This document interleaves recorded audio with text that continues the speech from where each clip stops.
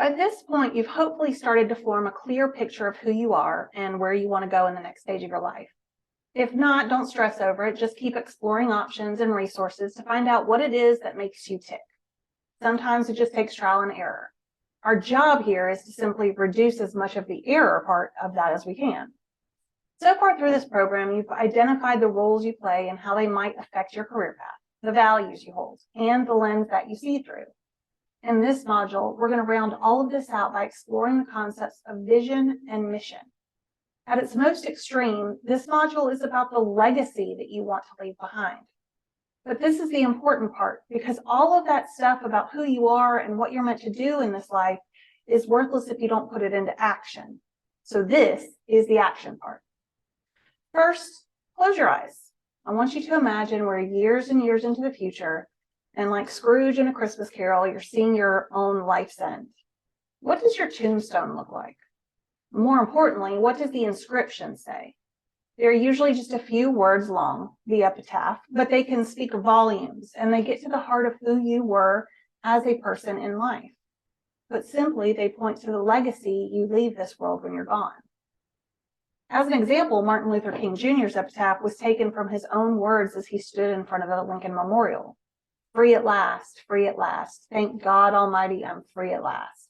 His epitaph was a true testament to a man who will always be remembered for his fight for freedom and equality. Now, each person will be remembered differently, but the point is, how do you want to be remembered, and what is the legacy that you want to leave behind? And there's still one part of the tombstone left to address, the dates. Each headstone is marked with dates of birth and of death to mark the comings and goings of this body on earth. What will yours say? And I know that there's no way for you to determine your actual date of death, but for the sake of this exercise, I want you to make a rough guess. So if your family members live to the age of 100, then there's a good chance that you might too. It doesn't have to be perfect, obviously, but pick a year and write it down and subtract how many years you have until that point. So if you're 40 and you think you might live until 90, you have about 50 years left on this earth. Write that down. Now, if all of this seems odd or dark, just keep this in mind. What we're really doing here is answering two questions. What do you want to be remembered for? And how long do you have on this earth to create that legacy in your own life? So we're thinking really broad here and really far into the future, but let's back it up a little bit into present day. This idea of legacy boils down to another form, vision. They're similar in that they both point to a dream that's bigger than you are at the moment. The main difference is that your legacy is something you have when you're long gone, while vision is something that you have while you're still alive. So if the ultimate goal of life is to achieve purpose, and remember, it doesn't end and it doesn't change, then underneath that are two other things, vision and mission, and they exist equally on that plane. These are long-term aspects, but they are changeable, and they directly relate to your overall purpose in life. Finally, you have goals that are underneath them that are the short-term objectives that construct that personal mission and progress the vision. And I know that this is a lot to take in, so let's break it down with a quick example.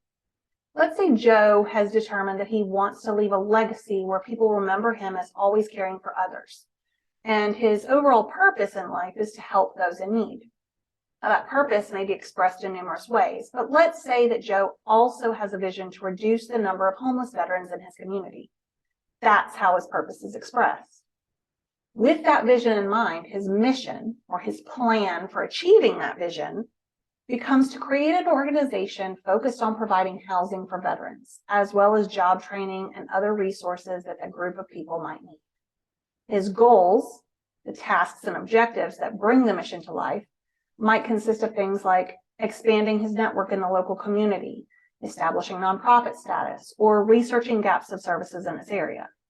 And of course, if you drill down even further, each of those goals is comprised of numerous tasks, timelines, and to-dos that must be done in order to achieve the goal at hand. So let's make it simple. Take a minute to revisit your purpose and the legacy that you want to leave behind in this world, and then answer these questions. 1, do you have an idea of what success looks like if you're living in your purpose? And 2, what is your plan for bringing that vision to life?